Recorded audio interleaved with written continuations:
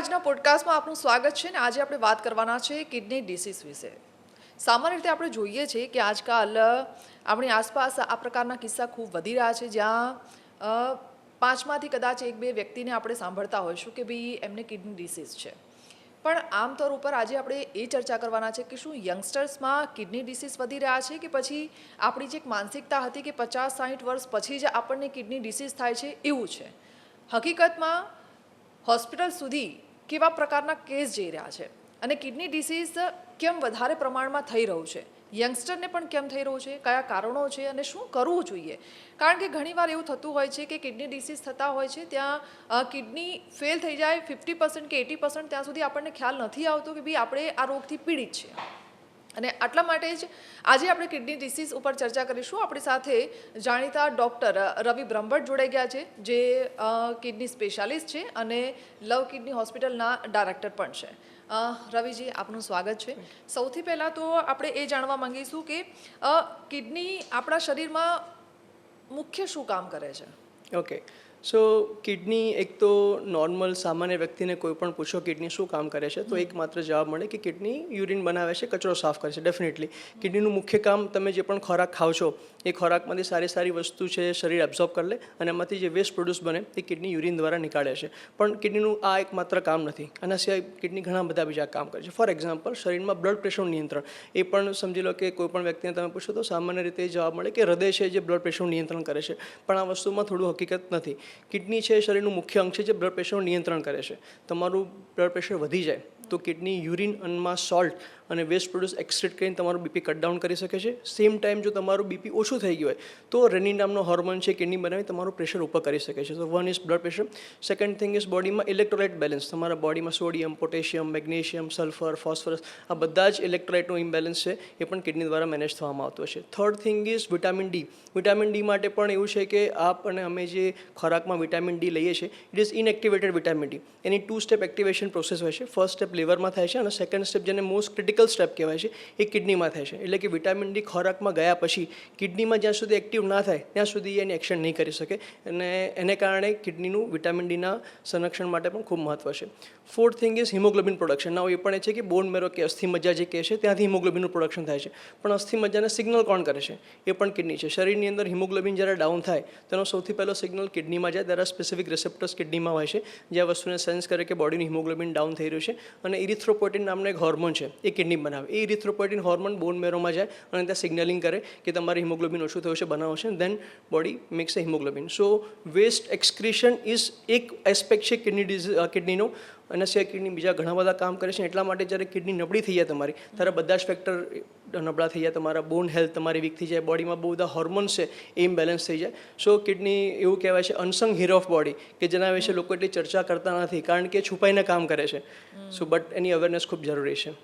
એટલે આપણે કિડનીને સાચવવી ખૂબ જરૂરી બની જાય છે. તમે ખુદ ડૉક્ટર છો એટલે તમને ખ્યાલ હશે કે તમારા ત્યાં કેટલા કેસ આવે છે. તો શું લાગે છે કે લોકો કિડનીને સાચવવા માટે સજાગ છે? ટુ બી ફ્રેન્ક, સાચું કહો તો હજી એ સ્ટેજ પર નથી આપણે. કિડની એક એવો રોગ છે કે એક તો ખૂબ ઝડપથી વધી રહ્યો છે. બીજી વસ્તુ, કિડનીના શરૂઆતના રોગના તબક્કામાં કોઈ ચિહ્ન નથી આવતા હોતા, જેને કારણે ઓફનલી એ બહુ લેટ ડાયગ્નોઝ થતો હોય છે. જે કિડનીના મુખ્યત્વે 5 સ્ટેજ હોય, ખાસ કરીને બીપી ડાયાબિટીસ દ્વારા જે કિડની રોગ થતાની વાત આપણે કરીએ તો મુખ્યત્વે 5 સ્ટેજમાં કિડની ડિઝીઝ થતો હોય છે. એમાં પહેલાં 3 સ્ટેજ છે એ કમ્પ્લીટલી સાયલેન્ટ હોય છે, જેમાં કોઈ ફિઝિકલ સિમ્ટમ હોતા નથી.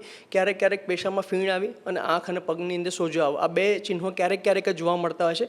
મેજોરિટી આ બધા ચિહ્નો છે સ્ટેજ 4-5 પર આવે એ પછી જોવા મળતા હોય છે. અને પ્રોબ્લેમ ઇઝ દેટ ઇઝ કે સ્ટેજ 4-5માં તમારું કિડની ડિઝીઝ પહોંચી ગયા પછી ઇરિવર્સિબલ સ્ટેજ પર પહોંચી જાય છે, કે જ્યાં આગળ તમે કિડની રોગને રિવર્સ કરવાની નહીં, એને મેન્ટેન અને સાચવી રાખવાની વાત કરતા હોય છે. જે પહેલાંના 3 સ્ટેજ છે એ સ્ટેજમાં જો તમે કિડની રોગને પકડો છો તો તમે કિડની રોગને કમ્પ્લીટલી રિવર્સ કરી શકો છો.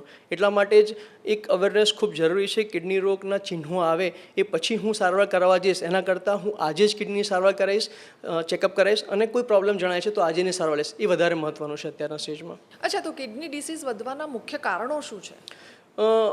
જો અમદાવાદ એરિયાની આપણે સ્પેસિફિકલી વાત કરીએ કે મેટ્રો સિટીઝનું કલ્ચર, તો આપણી લાઇફસ્ટાઈલ એ બહુ મોટો ફેક્ટર છે. લાઇફસ્ટાઈલની અંદર એક તો યંગસ્ટર્સની આપણે વાત કરીએ તો બહારનું ખાવાનું બહુ જ આપણે ખાઈ રહ્યા છે, પ્રોસેસ ફૂડ, જેમાં બહુ હાઈ અમાઉન્ટ ઓફ સોલ્ટ હોય છે, રિફાઇન્ડ શુગર્સ હોય છે, ઓઇલ જે યુઝ કરે છે એ પણ ખૂબ ખરાબ હોય છે, ખરાબ ક્વોલિટીના, પ્લસ એની અંદર જે પ્રિઝર્વેટિવ યુઝ કરવામાં આવે છે that is also bad. The one thing is તમે ડાયટ જે કન્ઝ્યુમ કરો છો that is one of the reason કે જે કિડની રોગ વધી રહ્યો છે.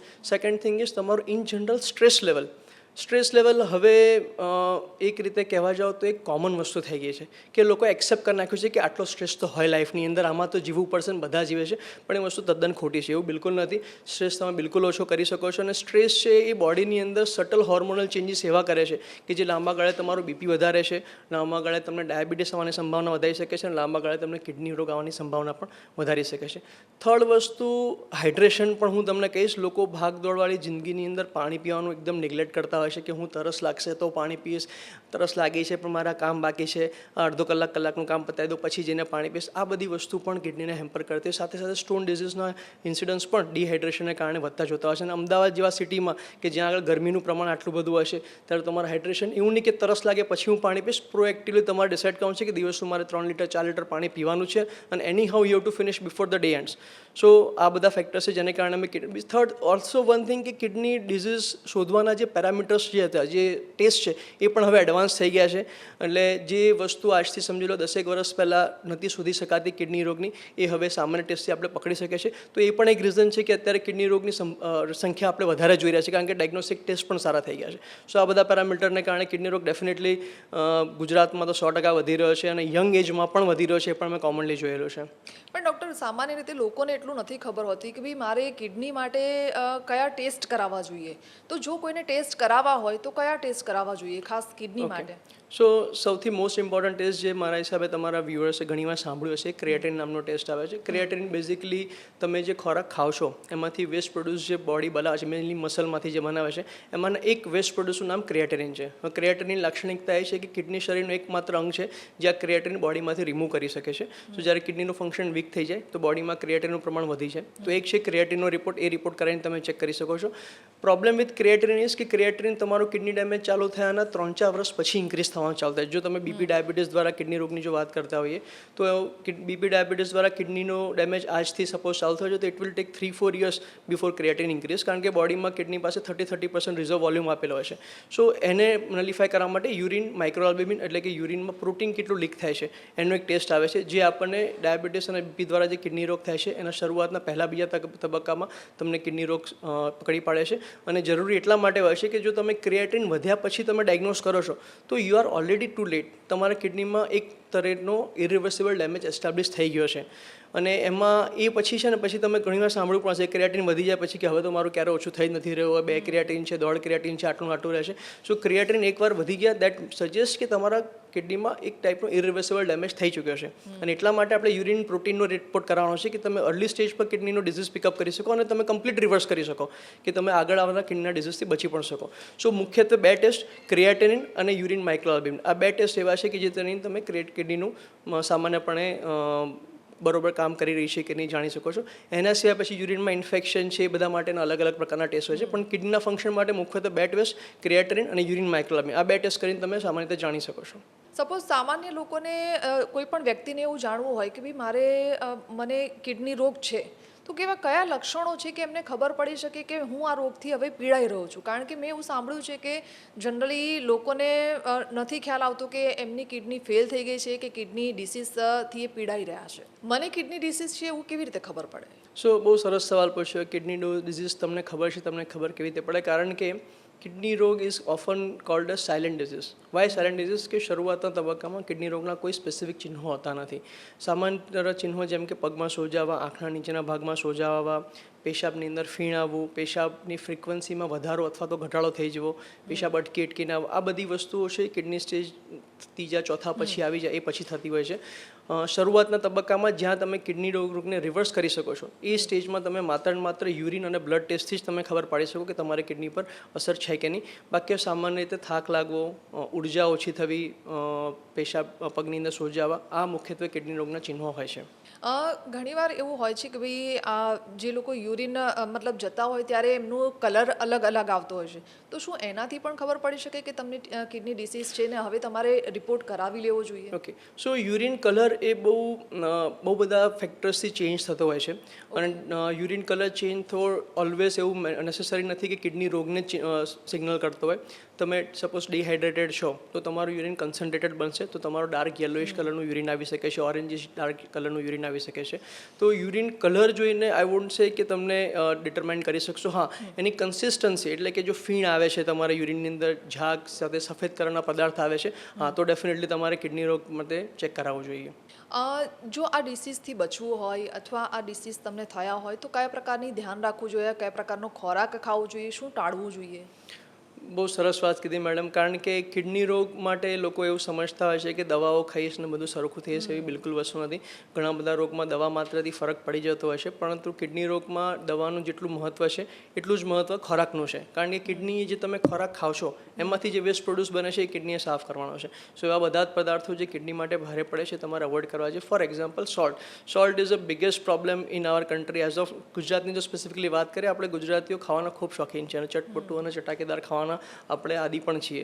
અને એ સોલ્ટ છે એ સોલ્ટ કિડનીને સૌથી વધારે નુકસાન કરતો હોય છે. જો કિડની તમારી બરોબર વર્ક નથી કરતી ફોર એની રીઝન અને તમે સોલ્ટ ડાયટમાં ઇન્ક્રીઝ રાખો છો તો આ સોલ્ટ બોડી કિડની નીકાળી નહીં શકતી, અને આ સોલ્ટ છે એ નસની દિવાલની અંદર બાજી જતું હોય છે અને અથરોસ્ક્લેરોસિસ નામનો ડિઝીઝ છે એ કરતું હોય, જેને કારણે ભવિષ્યમાં બીપીની તકલીફ, હૃદયરોગની તકલીફ, મગજમાં સ્ટ્રોકની તકલીફ, આ બધી વસ્તુ આવશે. તો ફર્સ્ટ થિંગ ઇઝ કે તમારે ખોરાકની અંદર મીઠાનું પ્રમાણ ઓછું રાખવું જોઈએ.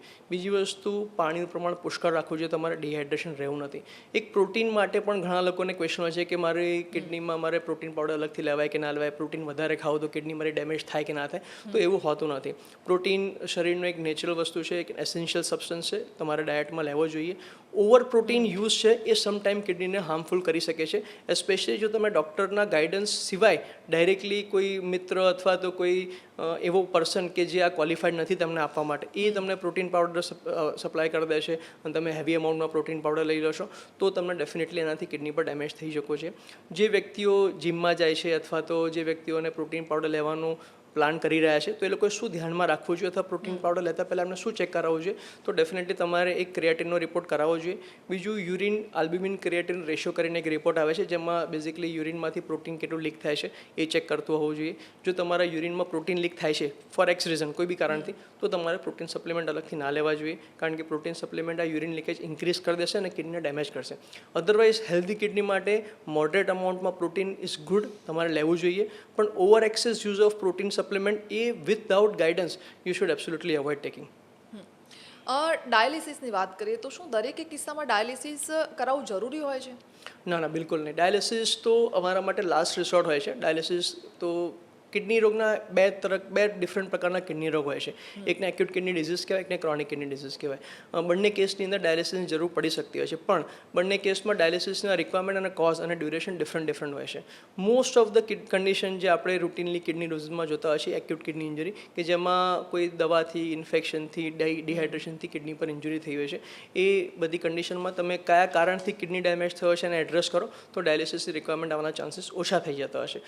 દેર આર સર્ટન ડિઝીઝ કે જેની અંદર સ્લો કિડની ડેમેજ ઇન્ક્રીઝ થતાં આગળ વધી ગયો અથવા તો એકદમથી બહુ મોટો ઇન્સર્ટ લાગી ગયો કિડનીને, તો એવા જ કન્ડિશનમાં ડાયાલિસિસની જરૂર પડતી હોય છે. અને દેર આર સ્પેસિફિક પેરામીટર્સ કે જે પેરામીટર્સ જો બ્લડની અંદર, જેમ કે પોટેશિયમનો અમાઉન્ટ બહુ હાઈ થઈ જવું, શરીરમાં એસિડ એકદમ વધી જવો, અથવા તો કિડની બિલકુલ યુરિન નથી બનાવતી, શરીરમાંથી પાણી બહાર જ નથી નીકળી રહ્યું, એને કારણે ફેફસામાં પાણી ભરાઈ ગયું છે, શ્વાસ લેવામાં તકલીફ થાય છે. આ બધા કોમન કારણો છે જેમાં ડાયાલિસિસની જરૂર પડતી હોય છે.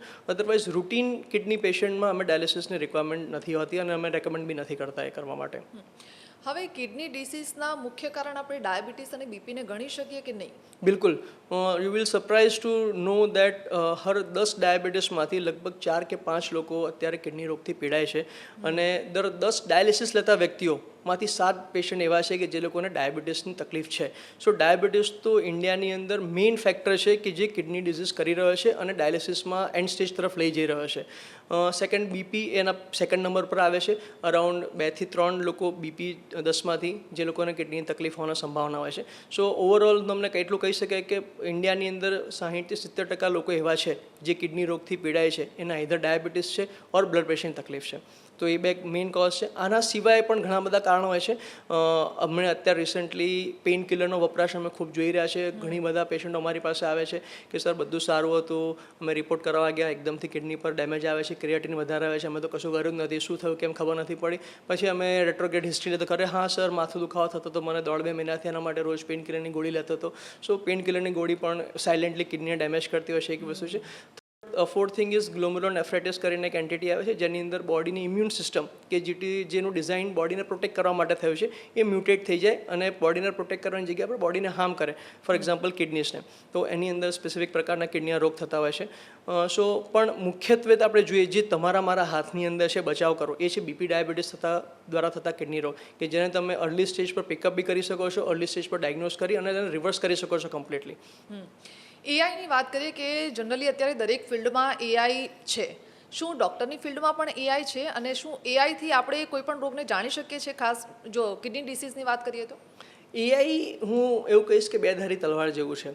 એઆઈ ડેફિનેટલી દેખો, AI is next future, we have to accept that fact કે આજથી 50 વર્ષ પહેલાં જે રીતે કમ્પ્યુટર રેવોલ્યુશન આવ્યું હતું ને અત્યારે જે લોકોને કમ્પ્યુટર નથી આવડતું એ વ્યક્તિ એબ્સોલ્યુટ થઈ ગયા છે. એ રીતે આજથી થોડા વર્ષમાં એઆઈ જે વ્યક્તિ નથી આવડતું એ વ્યક્તિ એબ્સોલ્યુટ થઈ જવાનું. Be it in any field, be it in medical field, be in media field, be in any other field, AI is going to, it's not going to replace you but it is going to be major part of your life. તો એઆઈનો use તો થવાનો છે અને AI એવા સારા કામ કરીને પણ આપે છે કે જે રૂટીન કન્વેન્શનલ ટેસ્ટ અને ડૉક્ટર દ્વારા નથી થઈ શકતા. તો ડેફિનેટલી એઆઈનો એ જ હોય છે. બટ એઆઈનો યુઝ પેશન્ટ દ્વારા ડાયરેક્ટલી કરવામાં આવે ત્યારે બહુ મોટો પ્રોબ્લેમ ક્રિએટ કરતો હોય છે. અને થોડા એક્ઝામ્પલ તમને આપું, કારણ કે એઆઈના જે બી મોડલ્સ છે એ મોસ્ટલી વેસ્ટર્ન કન્ટ્રીમાં ટ્રેન થયા છે. ઇન્ડિયાની અંદર બહુ ઓછા મોડલ્સ છે જે ટ્રેન થયા છે. તો એ જે ડેટા સેટ પર મોડલ ટ્રેન થાય છે એ બધા વેસ્ટર્ન હોય છે જે ઇન્ડિયાના પોપ્યુલેશનમાં ડાયરેક્ટ 1-to-1 મેચ થતો નથી. સો પેશન્ટ જ્યારે ડાયરેક્ટલી ગૂગલ પર એઆઈને સર્ચ કરે કે ભાઈ મને આવું થાય છે, શું હોઈ શકે, તો એઆઈ જે કારણો આપે છે દર વખતે સાચા હોવા જરૂરી નથી હોતા. એની સાથે જો એઆઈ એ ડૉક્ટરના માર્ગદર્શન અને ડૉક્ટરના દેખરેખ નિગરાની હેઠળ કરવામાં આવે તો બહુ જ સારો ફાયદો કરી શકતો હોય છે. ફોર એક્ઝામ્પલ અમે કિડની 360 કેર કરીને એક એઆઈ મોડલ પોતાનું ઇન્ડિયાનું નેટિવ વિકસાવ્યું છે કે જેમાં અમે ના ચેટ જીપીટી ના જેમિનાઈ કસાનો ડાયરેક્ટ અમે કોડિંગ જાતે કરેલું છે. એની અંદર we have incorporated more than 32 parameters બોડીના કે જે કિડની પર અસર કરી શકે છે. અને અમે જે મોડલ બનાવ્યું છે એ અમારી અપેક્ષા પ્રમાણે ક્રિએટિન વધતાના 3-4 વર્ષ પહેલાં તમને કહી શકે છે કે તમને ભવિષ્યમાં કિડની રોગ આવવાની સંભાવના છે. અને સાથે એ મોડલ તમને જાણ પણ કરે છે કે તમારે આવું ના થાય એના માટે તમારે શું કરવું જોઈએ, શું ના કરવું જોઈએ, ખોરાકમાં શું ધ્યાન રાખવું જોઈએ, લાઇફસ્ટાઈલમાં શું મોડિફિકેશન કરવા જોઈએ. તો definitely AI is going to be future. એઆઈના બહુ બધા પેરામીટર્સ આપણને હેલ્પફુલ બી થવાના છે. પણ ધ સેમ ટાઈમ તમારે as a patient directly AI પાસે એડવાઇસ લેવાની અવોઇડ કરવી જોઈએ. કોઈ પણ એઆઈ સપોઝ એડવાઇસ આપે પણ છે તો તમે ડૉક્ટર પાસે કન્ફર્મ કરો કે આ રીતની એડવાઇસ મને આપી છે, મારે આ કરવું જોઈએ કે ના કરવું જોઈએ, અને then you follow. Direct blindly follow કરવું that is also not good to. સાચી વાત છે. ડૉક્ટર, યુરિન ઇન્ફેક્શનને લઈને આપણે શું વાત કરી શકીએ? કારણ કે કિડની ડિસીઝના જે જોઈએ છે એમાં યુરિન ઇન્ફેક્શનના કારણે પણ થતું હોય છે. Urine infection I would say કે બહુ જ સિરિયસ ટોપિક છે. અને એટલા માટે સિરિયસ ટોપિક છે કારણ કે અત્યાર સુધી આને બહુ ટાઈમથી ઇગ્નોર કરવામાં આવ્યો છે. તમે કોમનલી એવું જોયું હશે કે યુરિન ઇન્ફેક્શન માટે over the counter antibiotic prescribe કરવામાં આવે છે. Not only by patients themself but by doctors also. Without diagnosing ખાલી માત્ર ને માત્ર ચિહ્નો ઉપરથી એ લોકો એન્ટીબાયોટિક સ્ટાર્ટ કરતા હોય. એને કારણે પ્રોબ્લેમ શું ફેસ થાય છે? યુરિનમાં એક તો જે બેક્ટેરિયાસ હોય છે એની નેચર એવું હોય છે કે બ્લેડર જે પેશાબની થેલી હોય એની દિવાલ પર એ ચોંટી જતા હોય છે અને they make something called as biofilm. એની આસપાસ એક કવરિંગ બંકર જેવું બનાવી દેતા હોય છે. Why this is important? જ્યારે ક્રોનિકલી ઇરેગ્યુલર બેઝ ઉપર રેપિટેડ એન્ટીબાયોટિક યુઝ કરવામાં આવે ત્યારે આ બેક્ટેરિયા છે ને એનાથી રેઝિસ્ટ થઈ જાય. અને ફોર એક્ઝામ્પલ કે તમને આજે યુરિન ઇન્ફેક્શન થયું છે, તમે ડૉક્ટરે 7 દિવસની દવા લખીને આપી છે. તમે આજે દવા લેવાનું ચાલુ કરશો, 2-3 દિવસમાં you will feel completely okay. તમારું જે બેક્ટેરિયાનું ક્રિટિકલ લેવલ જે હોય એ એનાથી નીચે આવી જાય એટલે સિમ્ટમ્સ તમારા જતા રહે. બેક્ટેરિયા બોડીમાં પ્રેઝન્ટ હોય ખરી but A critical level limit કે એનાથી નીચે આવી ગયા હોય એનું લેવલ, એટલા માટે તમને સિમ્ટમ જતા રહે અને યુ ફીલ કે મને મટી ગયું છે અને તમે એન્ટીબાયોટિક બંધ કરી દો. હવે આ જે બેક્ટેરિયા બચી ગયા છે ને એ બેક્ટેરિયા છે કે જે આ દવાથી મર્યા નહોતા. સો એને તમે ટ્રિગર કર્યું છે. નાવ આ બેક્ટેરિયા ધીરે ધીરે છે ને બોડીમાં એવા ચેન્જીસ લાવશે કે હવે એ એન્ટીબાયોટિકથી મળશે નહીં. So each time you get urine infection તમારે નવી હાયર એન્ટીબાયોટિક આપતો રહેવું પડશે. સો અમે કોમનલી અત્યારે બહુ ઘણી બધી વાર જોઈએ છીએ કે પેશન્ટ અમારી પાસે રેફર થઈને આવતા હોય જે લોકોને 2-3 વર્ષથી યુરિન ઇન્ફેક્શન વારે ઘડે થતું હોય વિધાઉટ ડાયગ્નોસિંગ એ એન્ટીબાયોટિક લેતા હોય એ બહુ જ કોમન થઈ ગયા છે. જો તમને આવું કંઈ છે તો સૌથી પહેલાં યુરિન કલ્ચર કરીને એક રિપોર્ટ આવે છે એ તમારે કરાવવો જોઈએ. યુરિન કલ્ચરમાં બેઝિકલી આપણને 2 મેઇન ઇન્ફોર્મેશન મળે. એક તો કયા બેક્ટેરિયાથી યુરિન ઇન્ફેક્શન થયું છે અને બેક્ટેરિયા કઈ કઈ દવાઓથી મરે છે.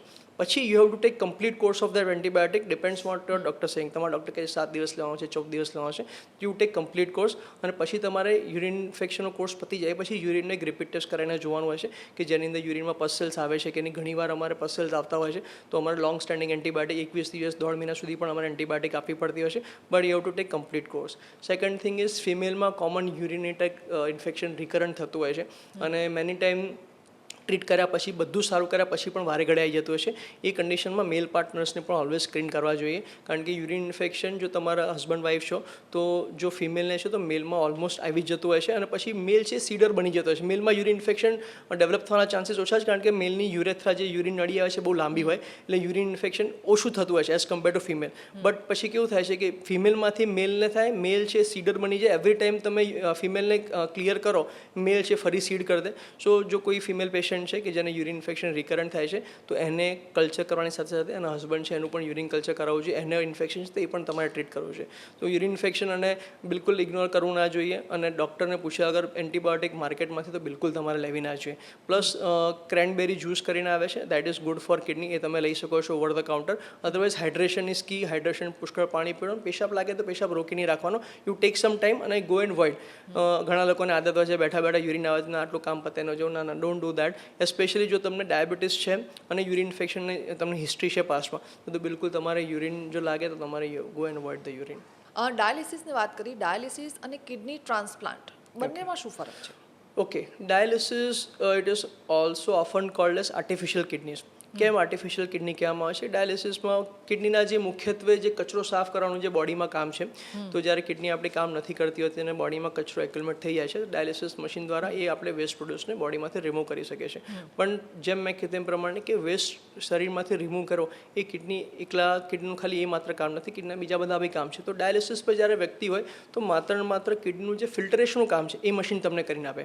વેરસ કિડની ટ્રાન્સપ્લાન્ટમાં તમે આખી નવી કિડની ટ્રાન્સફર કરો છો તો એ કિડની ટ્રાન્સપ્લાન્ટ થયા પછી કિડનીનું વેસ્ટ ફિલ્ટરેશનની સાથે સાથે જે હોર્મોનલ બેલેન્સિંગ કરવાનું છે જે હિમોગ્લોબિન્સ બનાવવાના કામ છે એ બધા કામ પણ કિડની પ્રોપર રીતે કરી શકે છે. સો કિડની ટ્રાન્સપ્લાન્ટ અને ડાયાલિસિસ બે બહુ અલગ ડિફરન્ટ વસ્તુ છે. Kidney transplant is always better than dialysis at any given point of time providing કે તમને મેચિંગ ડોનર મળે છે. મેચિંગ ડોનર એટલે કે બ્લડ ગ્રુપ મેચ હોવું અને તમારું જીનેટિકલ ફિંગરપ્રિન્ટિંગ જેટલું મેચ સારું થતું હોય એટલું કિડની તમારા શરીરમાં લાંબો ટાઈમ સુધી ચાલે. અધરવાઇઝ કોઈ વ્યક્તિ એવા છે કે જેને ઘરમાં ડોનર નથી અવેલેબલ, વેટિંગમાં મેચ નથી મળી રહ્યો તો એ વ્યક્તિ ડાયાલિસિસ પર રહેતું હોય છે. પણ ડાયાલિસિસ પર રહેવાની સાથે સાથે એને સર્ટન પ્રકારની અલગ દવાઓ અમારે આપવી પડતી હોય છે જે કિડનીના બાકી બધા કામ છે સપોર્ટિવ કરે. દવાઓની વાત કરીએ તો ઘણા લોકો એવા હોય છે કે આયુર્વેદિક હર્બલ દવાઓ જ લેતા હોય છે અને એમને એવું હોય છે કે લાંબા સમયે પણ આ હર્બલ દવા કે આયુર્વેદિક દવાઓથી સારું થઈ જશે. તો એ કેટલું યોગ્ય છે? દેખો, આયુર્વેદિક દવાનો એક અલગ વર્ગ છે લેવાવાળો અને હું એ વસ્તુને ડિનાય નહીં કરું કે આયુર્વેદિક દવા બધી ખરાબ જ હોય છે. બટ સોર્સ તમારો બહુ ઇમ્પોર્ટન્ટ છે. ફોર એક્ઝામ્પલ કોઈ એક પર્ટિક્યુલર એક્સ મેડિસિન છે એ બહુ સારી દવા છે અને કિડની માટે કામ પણ કરે છે પણ એ બધી દવાઓને અસર કરતાં સમય લાગતો હોય છે અને આપણને જોઈએ છે ત્વરિત રિઝલ્ટ. એ બધું કરવાના ચક્કરમાં ઘણી બધી આયુર્વેદિકની કંપનીઓ એ દવામાં એડ ઓન કરતી હોય છે હેવી મેટલ્સ અને સ્ટેરોઇડ્સ. એ નુકસાનકારક સાબિત થઈ જાય છે. બીજી વસ્તુ ઘણી વખત અમે લોકોએ જોયું છે કે એડવર્ટાઇઝમેન્ટની અંદર ઇન્ટરનેટ ઉપર કે કિડની ફેલ છે મારી પાસે આવી જાઓ, અમે તમને કિડનીનું ક્રિએટિન ઠીક કરીને આપી દઈશું અને સરપ્રાઇઝિંગલી એ લોકો ક્રિએટિન ઓછું કરીને બી આપતા હોય છે. પણ there is a loophole. કે શું લૂપ હોલ છે? ક્રિએટિન મેં જે તમને કીધું પ્રમાણે ક્રિએટિન કિડનીમાંથી નથી બનતું. તમે જે ખોરાક ખાઓ છો એ ખોરાકનું એન્ડ પ્રોડ્યુસ છે creatinine. So there are specific substance જે ક્રિએટિન બનાવે છે. Now what this people do Ayurvedic જે કરતા હોય છે એ તમને એ બધા જ પ્રોડક્ટ ખાવાના બંધ કરી દેશે જે ક્રિએટિન બનાવે છે.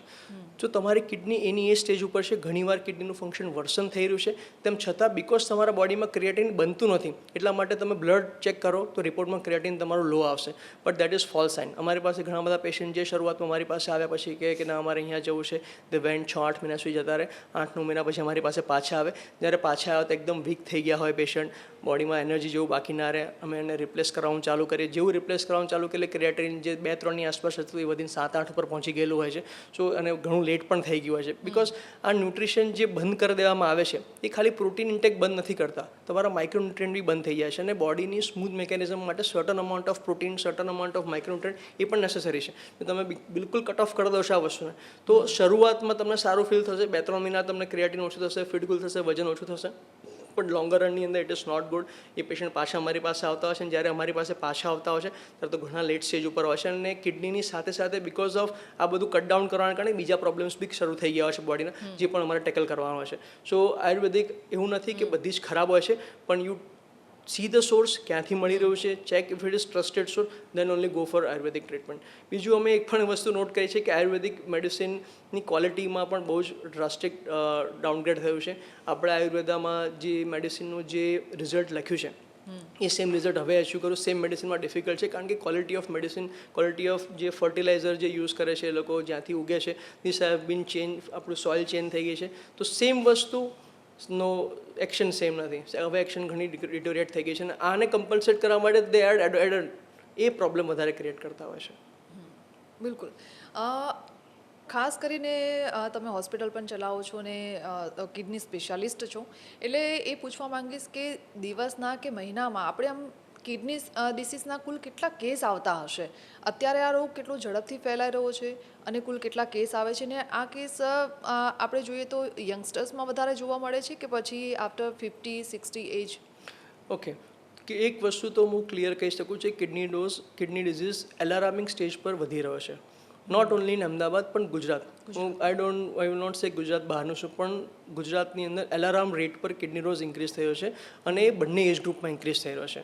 ઓલ્ડ એજ ગ્રુપ તો પહેલેથી હતા, જે લોકોને બીપી, ડાયાબિટીસ તકલીફ છે, એજ રિલેટેડ કિડની ઇશ્યુઝ છે, એમના થાય છે. પણ હવે ન્યૂ યંગ પોપ્યુલેશન અમે જોઈ રહ્યા છે, 25 વર્ષ 30 વર્ષની અંદર કિડની ડિઝીઝ ઇન્ક્રીઝ થયા છે. અને એના પણ મેં કીધું એ પ્રમાણે 2 કારણ છે. એક તો સારી મેથડ આપણી પાસે અવેલેબલ છે ડાયગ્નોઝ કરવાની, એટલા માટે અર્લી ડિટેક્ટ થઈ રહ્યા છે. અને બીજું, યંગસ્ટર્સ લોકો એવું સમજે છે કે ના, મારી હેલ્થ વિશે ધ્યાન 40 વર્ષ 50 વર્ષ પછી રાખવાનું ચાલુ કરવાનું છે. એ બિલકુલ ખોટી વસ્તુ છે. અત્યારના યંગસ્ટર્સ તમે બહાર જાઓ જો લારી પર ખાતા હોય છે, દે ડોન્ટ નો, ઇવન એ લોકો પોતે જેને જોશે ને કે આ કઈ રીતે બને છે તો બી ખાવાનું બંધ કરી દેશે. That kind of bad food they are eating. વેજીટેબલ્સના પેસ્ટિસાઇડ રિમૂવ કરેલા નથી હોતા, બટર છે, ઓઇલ છે, એકદમ થર્ડ ક્લાસ ક્વોલિટીનું યુઝ કરે છે, અને હોંશે લોકો ખાય છે પણ ખરી.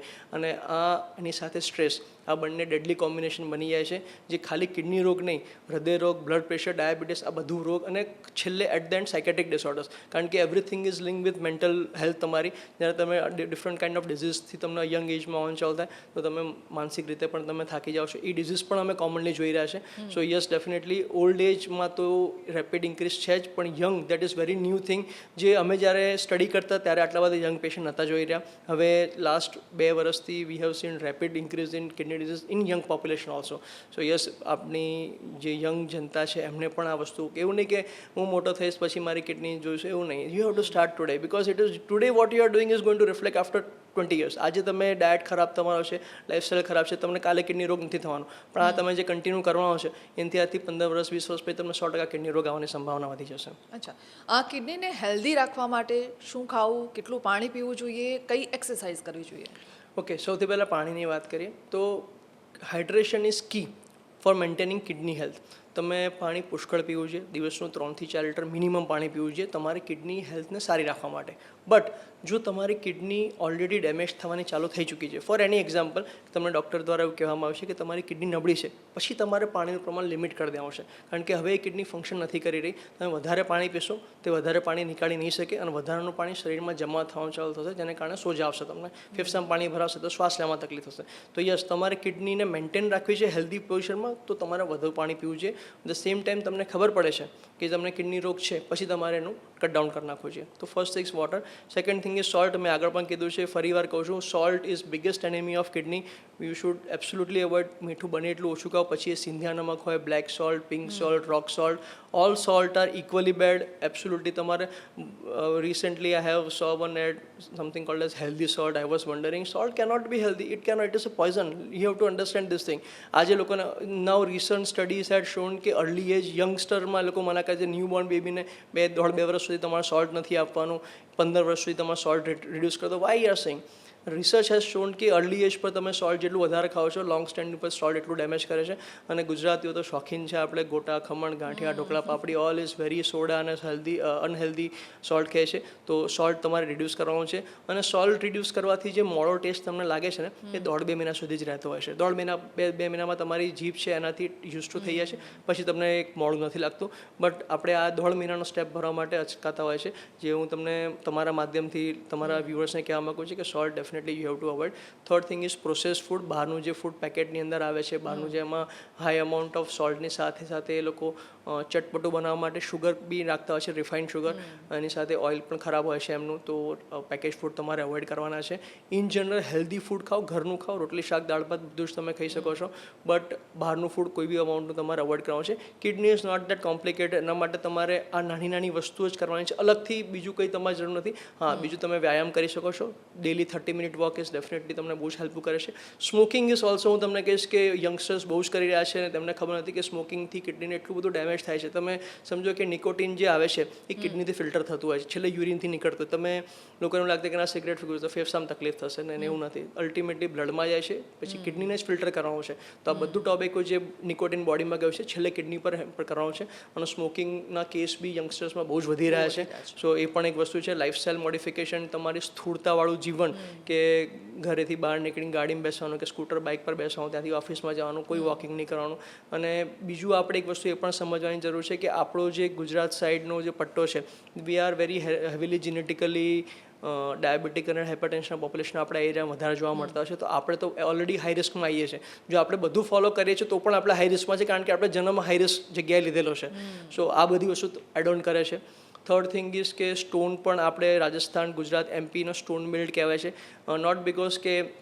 નોટ જસ્ટ બિકોઝ કે પાણી ખરાબ હોય છે. આપણું પાણી તો સારું થયા પછી પણ અમે સોલ્ટ પથરીમાં વધારે જોતા હોય છે, કારણ કે જેનેટિકલ સ્ટ્રક્ચર આપણે એવું છે કે સ્ટોનના ફોર્મેશનના ઇન્ક્રીઝ વધારે હોય છે. તો એના માટે પણ પાણી ઇઝ કી થિંગ. પાણી જે લોકો ઓછું પીતા હોય છે, ખાસ કરીને ગરમીની સિઝનની અંદર, અમે આ 3 મહિના છે ને અમારા ફૂલ સ્ટોન અને કિડનીના પેશન્ટને જોવા મળે, કારણ કે પાણી ઓછું થઈ જાય છે. સો એવું નથી કે નથી જોવા મળતા. ડ્રાસ્ટિકલી ઇવન તમે આજથી સપોઝ પાણી કટ ડાઉન કરી દો છો, તો જો તમને ટેન્ડન્સી છે તો વિધિન 1 મંથ 2 મંથમાં તમારા કિડનીમાં નાના નાના સ્ટોન ફોર્મ થવાના ચાલુ થઈ ગયા છે, તમે યુએસજી કરીને જોશો તો. So hydration, avoidance of bad lifestyle, eating of healthy food, આ નાની નાની વસ્તુઓ છે. અને થોડી એક્સરસાઇઝ, આટલું તમે કરો, your kidney will be very fine. અમારી કિડની બહુ માંગતી નથી અમારી, વી are very much satisfied.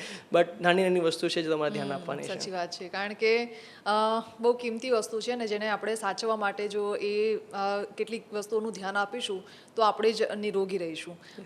Doctor અમારી સાથે જોડાયા આજના વિષયને લઈને. Thank you so much. Thank you. તો કિડની બહુ ઇમ્પોર્ટન્ટ છે આપણા માટે. જો એને સાચવીશું તો આપણે જીવન સારી રીતે જીવી શકીશું, કારણ કે કિડની ડિસીઝ એવું છે કે 50% સુધી કદાચ આપણને ખબર જ નથી પડતી કે હું એ રોગથી પીડાઉં છું. જો પછી આપણને જ્યારે ખબર પડશે ત્યારે આપણે કદાચ બહુ લેટ કરી ગયા હોઈશું. એટલે આ બાબતો છે જે આપણે ખૂબ જ સાવચેતી રાખવાની જરૂર છે, ધ્યાન રાખવાની જરૂર છે. અને બહુ નાની નાની વસ્તુ છે જેને ફોલો કરીશું તો કદાચ આપણે કિડની ડિસીઝથી બચી શકીશું. નમસ્કાર.